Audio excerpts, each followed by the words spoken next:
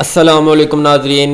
मैं हूं आपका होस्ट स्कलैन सादिक और आप देख रहे हैं हमारा यूट्यूब चैनल नेशनल मीडिया। जिस तरह बहुत से दोस्तों को मालूम है कि कुछ अर्सा पहले हुकूमत और TLP के माबैन एक अमन माहिदा तय पाया, जिसपे बहुत सी चीज़ों पर दस्तखत किए गए, जिनमें फिर फ्रांसीसी सफ़ीर का मामला और जो जितने भी TLP के कारकुनान जिम्मेदारान जो हिरासत में थे उनकी रिहाई का मामला, जितने भी फोर्स शेड्यूल में थे उनको फोर्स शेड्यूल से निकालने का मामला,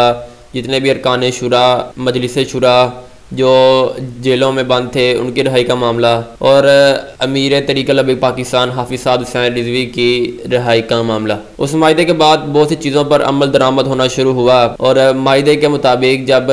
हुकूमत और TLP के दरमियान ये बात तय हुई थी कि जब 50% आपके मामला पर अमल दरामद हो जाए तो आप अपना ये लॉन्ग मार्च यहाँ से उठाकर अपने मरकज़ी मस्जिद जामिया मस्जिद रहमतुल्लाह अलमीन में ले जाएँ। TLP ने उस माहिदे की पासदारी करते हुए जब 50% मामलात पर अमल दरामद हुआ और जब इन्होंने देखा कि हमारे मामलात पर जो हमारा हुकूमत के साथ माहिदा तय पाया है उस पर हुकूमत अपनी नेक नीति से अमल दरामद करवा रही है और कर रही है, तो इन्होंने अपना जो पुरअमन लोग मार्च था वो वज़ीराबाद से उठाया और जामिया मस्जिद रहमतुल्लाह अलमीन के बाहर ले आए। हुकूमत की जानिब से 6-7 माह पहले TLP पर एक बैन लगाया गया था, काला दम की गई थी। जब जमात को बैन लगाया गया तो उसके साथ ही साथ जो जमात के सरबराह हैं हाफिज़ साद हुसैन रिजवी साहब, उनके ऊपर भी बैन लगाया गया, उनको भी काला दम कर दिया गया। इसके बाद जब हुकूमत और TLP के दरमियान माहिदा तय पाया तो उसमें माहिदा ये भी था कि जो हुकूमत ने TLP के ऊपर बैन लगाया है वो भी हटाया जाए और साद हुसैन रिजवी साहब के ऊपर जो उन्होंने बैन लगाया है वो भी हटाया जाए। उसके बाद हम सब ने देखा कि इस माहिदे के बाद बहुत सी चीज़ों पर अमल दरामद होना शुरू हो गया और देखते ही देखते TLP के ऊपर बैन हुकूमत की जानिब से लगाया गया था वो भी हटा दिया गया और बहुत से मामलात पर अमल दरामद होना शुरू हो गया, जिनमें फोर्स शेड्यूल का भी खारिज करना था वो भी खारिज हो गए, कारकुनान रिहा हो गए। इसके बाद ये देखा गया कि जो सरबराह हैं साद हुसैन रिजवी साहब, उनके ऊपर जो बैन लगा था, जब जमात को काला दम किया गया था तो जमात के सरबराह हाफिज़ साद हुसैन रिजवी साहब को भी काला दम शख्स करार दिया गया था। जैसे आप सबको पता है कि सुप्रीम कोर्ट हाई कोर्ट की जानिब से रिहाई का ऐलान हुआ लेकिन रिहाई ना हो सकी,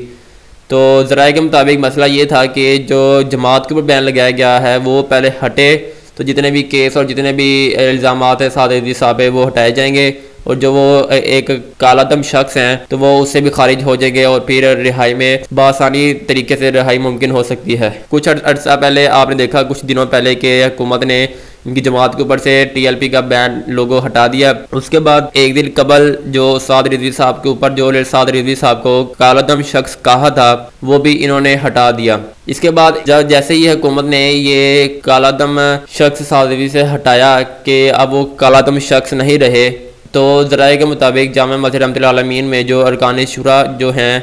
उनकी तरफ से ये ऐलान हुआ कि 13 तारीख तक जो कि रिहाई है साद रिजवी साहब की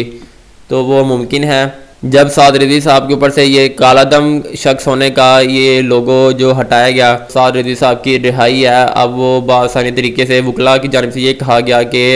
वो इंशाल्लाह आज वो हुकूमत किसी भी वक्त उनको रिहा कर सकती है, चाहे आज कर दे चाहे कल कर दे, और हो सकता है जो चांसेस नज़र आ रहे हैं अब वो मंडे के हैं, पीर को है कि पीर को हाफिज़ साद रिजवी साहब की रिहाई 80 से 100% मुमकिन है कि उनकी रिहाई पीर तक हो जाए। जो साद रिजवी साहब है उन पर हुकूमत की जानिब से बहुत से इल्ज़ामात और बहुत सी दिफात लगाई गई थी, तो माहिदे में ये तय पाया था कि जो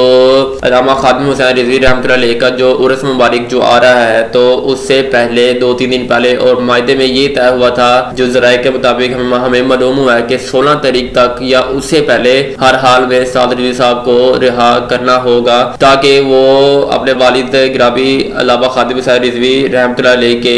वो उर्स में हमारे साथ शरीक हो सके और उनको रिहा किया जाए 16 से पहले जो माहिदा तय पाया था। मज़ीद इस तरह के अपडेट्स देखने के लिए हमारे चैनल नेशनल मीडिया को सब्सक्राइब करें और बेल आइकन पर क्लिक